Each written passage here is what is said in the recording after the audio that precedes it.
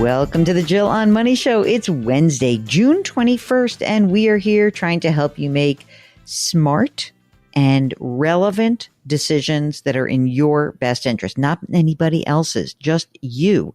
And that means that if something's going on in your life, if you're thinking about buying or selling real estate, if you're trying to figure out how to change careers, if you're looking at education, should you get more? Do you have enough? If something is going on like that, or you're trying to figure out, should you open a new business? Business formation always gets like a lot of excitement at like the frothy times, but actually the most interesting businesses usually begin in downtimes. And, certainly economic growth is slowing some. So maybe this will qualify for downtime. So if any of those things relate to your life, then give us a holler. Go to our website, jillonmoney.com, click the Contact Us button. Let us know if you'd be willing to come on the air live. While you're there, you can sign up for the free weekly newsletter. You can check out our resources section.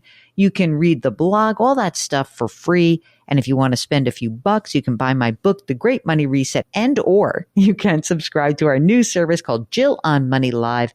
That's where you have access to quarterly live webinars. Next week, we've got a big one coming up with Dave Stachowiak, Coaching for Leaders.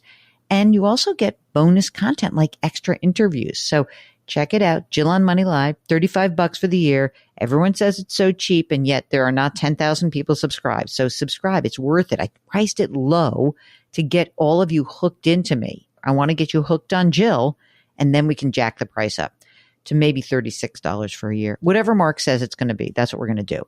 Okay, today we are joined by listener Barbie. She's on the line with us from the Northeast. Hi, Barbie. How are you? What can we do for you? Good morning. I am great. I want to know two things. One, if I'm on track to retire at age 70. I know you like 70 as an age. And two, I want to know if I can change careers or step back from my current career into a career I'm familiar with, which has potentially less earning than my current career. Okay, that seems fair. How old are you right now, Barbie? I am 60, and Okay. I read The Great Money Reset, which has really gotten me thinking about this. So. Oh, I'm so glad. That's awesome. Right now, you're working, right? I am. I'm working. I currently make $185,000 a year. Mm-hmm. All my children are grown and off the payroll. I don't even pay their cell phone bills. I'm single, but I have an ex-husband, and I have a lifetime alimony payment to him. Lifetime? Yes, his or mine, whichever comes first. Okay, what's the alimony amount? After tax, it's $30,000 a year, so it's about $2,500 a month. I just want to get back to the $185,000 for a second. Are you making retirement contributions based on that income? I am. So I contribute to the max, the 30,000 max this year, into my 401k. When I started, after my divorce, I had only 165,000 in total retirement. Mm-hmm. So I really had to kind of start over because I had to give up a house and stuff like that. How much do you have and this is pre-tax, right? Pre-tax. Yeah. Okay. And how much is your 401k value now? Okay, so I've got a couple of things. So I've got two 401ks, one that I had with a previous company and one with the current company. Let's start with the current first. Okay, the current is $75,000, Mm-hmm. and the previous company is $140,000. All right. So now we have 75 and 140. What other money have you socked away? So I have an annuity. It's a non-qualified one of $245,000. When my dad died, I put my money right into that. Mm-hmm. I have my previous retirement accounts of $160,000. Is this an IRA rollover? No, it's actually in a annuity. It's another annuity, and it's $160,000. So this one is a qualified annuity, right? Right. This is a qualified annuity. And how much is in there? $160,000. I also have two previous IRA rollovers from other employers. Mm-hmm. $85,000 in one, $26,000 in the other. So we've got all the 401k, the two annuities, the two IRA rollovers. What else? So I have an inherited IRA that I got from my father. It's not under the 10-year distribution because it happened in 2018. The current value of that is $37,000. I have two CDs, 100,000 each at 3.45%, 9-month CDs. I've got 212,000 in savings.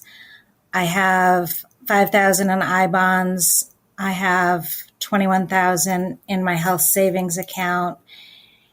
And I have 26,000 in my checking account and a $2,000 Roth IRA back when I could contribute. Okay. Now, in any of these jobs that you've had, will there be a pension benefit for you? No. No pension. Okay. And where do you live? In a home? Do you rent? Do you own? What's your situation? So I own a house. I owe $184,000. The interest rate is 2.5%. Pays off in 2041, but I don't intend to live here forever. Oh, okay. What's the house worth? About $320,000. Now, do I have all the facts? Just one more. So I have a house in my previous city that I lived in. I owe $91,000. It's 3.4% interest. Loan is finished in 2037. I currently rent it, and after paying the management fee and all the expenses to maintain it, I get about $300 a month, and I just keep that in an account for any emergency with that house. It's worth $400,000. Is there any reason that you would want to get rid of it? Just like, is it a pain in the neck? Are you keeping it for someone else? Do you have a sister who's renting from you? Like what's happening with that? No, it was just one of those things where when I ended up moving to the north, my dad had just died and they said not to make too many big decisions in 1 year. So I decided to hang on to it. It's been great. I've been able to keep it rented, and the value continues to go up. And it's in an area where there's a lot of new growth taking place. So I just feel with two hospitals near the house, it's always good for incoming residents. Okay, so let's look at the other side of the ledger. We have all the debt, but there's nothing besides mortgage debt. No, my car's paid for. So my after contribution to my 401k and HSA, it's about $8,800 a month. I live very modestly. My expenses are about $6,500 a month. My biggest expense, obviously, is my alimony payment. So what do you want to do? You make $185,000 now. What is it that you really want to do? I want to get back into sales. I'm currently a manager.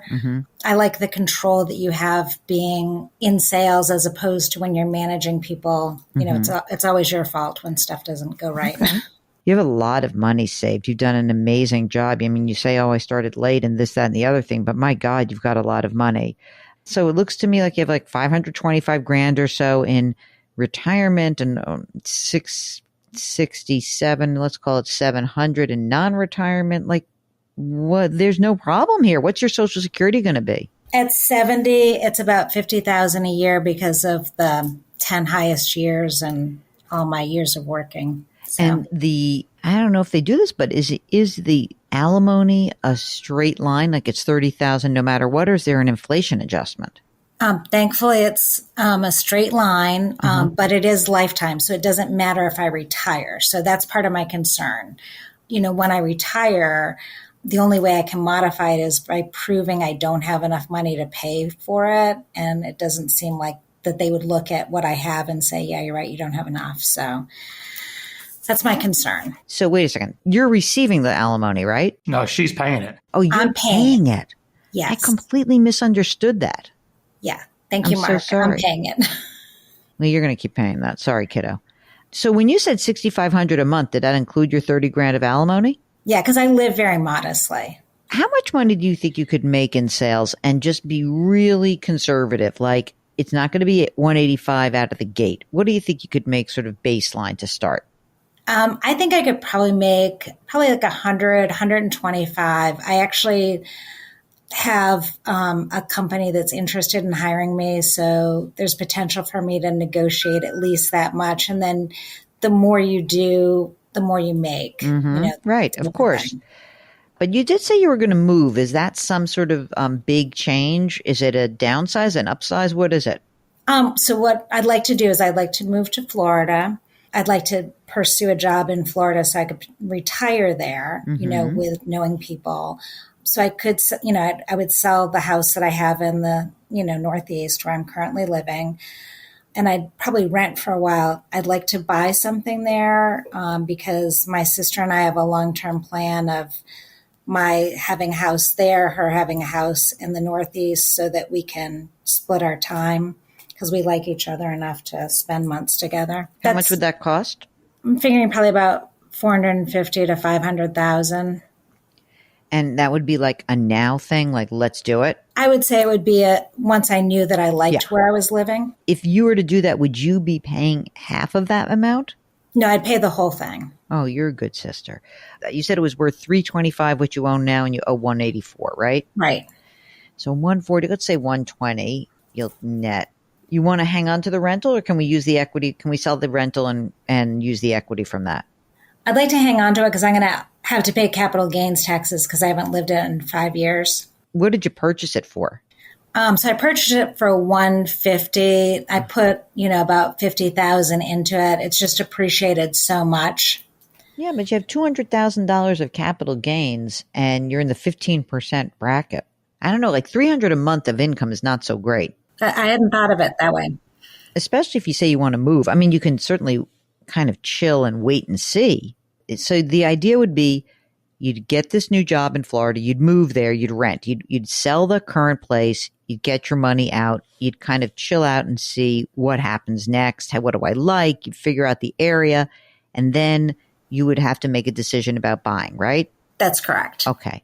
I don't have a problem with this game plan at all, especially because you're willing to work for 10 more years. I think that there's a few things that need to happen here. I think that the rental has to be, we have to at least have it on the table as a possibility for you, depending on where mortgage rates are. I mean, like right now, it would stink to go get a mortgage for you, right? You're like, oh, I'm going to put, $120,000 down. I got to pay 6% or 6.5% for a note. I don't know. I don't love that for you. It would be kind of great if I sold the current place, the rental, pay all my tax due, and basically be able to own my property outright in Florida. And then I feel like you're not giving up a lot income wise. You're just leveraging you're basically saying I'm trading two properties in for one, but it's basically the same value essentially, right? In terms of the actual equity that you would be having in real estate. And then you've got all this other money that's set aside. You can float your lifestyle pretty easily. And even if you said to me, well, you know what? It's not actually this amount of money that I'm spending. I'd like to spend a little bit more. I think you could. I really do. I think that you could spend more money. Instead of $6,500 a month, could it be $7,500 a month? I think you probably can afford that. I mean, you could soak up some of that liquidity and buy the place in Florida and keep the rental. I just feel like that rental, it's like you're not actually yielding that. It's not terrific. And can we raise the rent there or not? I have been raising the rent. It initially started out, where I was just making enough to cover everything. Mm-hmm. So I have been raising the rent. I've had lots of people approach me about buying it because it's such a hot market. But like I said, it's like the first thing I bought on my own. So it's got that sentimental value, I guess you'd say. I don't know. You know how I feel about sentimental value about these things? I'm not sentimental at all. I'm sentimental about you being able to reset in this way. I think you can totally do it. I think you should change careers, especially if you don't like what you're doing, and change your life. And I think this is totally doable. And I think even with everything you're laying out, again, $6,500 a month, let's make it $7,500 a month, I think you're going to be okay. Because again, the Social Security is going to do a lot of the heavy lifting for you. And then we basically have to create $4,000 a month of income for you in excess of the Social Security, right? Well, I think you can do $4,000 a month. You got money. You're going to save money. You have over like $1.2 million right now. Okay. That's going to grow. You're going to be fine. you're going to end up having $2 million and we're going to have to produce $4,000 a month from that 2 million. No sweat. You'll be able to do that. Here's the thing that I think, the couple of issues. I think the real estate transaction is going to be important. And I think you have to have that rental property on the table as a possibility. You know what you can say to yourself? If it's sentimental, maybe you say, you know what's so great about that property, that first thing I bought myself? It is actually able to finance this dream of living with my sister in Florida. It's a little bit of a reframe, but anyway, there's a lot of equity there. Between the equity in both of these homes, you'll have a place in Florida, no problem. So that's one issue. The second issue is I think we have to get, depending on how this real estate does go, we have to try to get some of your money invested, some of the savings, right? You have this $200,000 in CDs, then another $212 in savings. Some of that money should go into the brokerage account to get that working for you. That's the next step. And then all of these retirement accounts have got to be consolidated. It's too hard to manage everything. I would love it if we could just absolutely tighten things up and consolidate. And so now you have, one account with all of your pre-tax rollover money. That would be wonderful for you. So then you would essentially have one account with all the pre-tax retirement money, one account for the inherited IRA. You'd have the 2 annuity contracts. And, frankly, I bet the qualified annuity could get rolled into an IRA rollover for cheaper money. And you'd be set. You'd be rocking and rolling. I wouldn't invest all of the money from the savings account until you really were confirming with yourself that you are willing to sell that rental property. If my opportunity in Florida came in the next couple of months, do you think it's okay to go for it? Yeah, I do. I think that would be great. The thing that's kind of cool about this game plan is that you are kind of putting a reset in motion prior to resetting, meaning we're running the numbers, we're looking at it, you're sort of saying, okay, this is like a 10-year plan, which is great. And it could change. It might change between now and then. Okay. And if it does, now at least you have some semblance of okay, this is what I want to do. And it can move one way or the other. Oh, something else happened. You got all those estate documents done so the kids don't have to worry about anything? I absolutely do. I have every single one of them done, and my kids know about all of my plans and where to find everything. Great. We wish you the best of luck. Gang, when we're thinking about changes in our lives, you don't have to be 60. You can be 40 when you make these changes. You can be 30. You could have ideas about where you want your life to go. And it's nice to articulate those goals so that we can build a reset plan for you ahead of time. And that's exactly what we're doing with Barbie, and we can do it with you. The way we can do it with you is if you go to JillOnMoney.com, click the Contact Us button, and give us all the details, and we'll bring you on the air with us because there are a lot of nuances to this. While you're on the website, you can buy the book, The Great Money Reset. It's a good prep to get you ready for your reset, of course. And subscribe to our news service, Jill on Money Live. That's where you have access to quarterly live webinars and bonus content like extra interviews and, of course, those Ed Slott tax tables, which we do love. Okay, do something nice for someone else today. Change your work, change your wealth, change your life. Thank you for listening, and we'll talk to you tomorrow.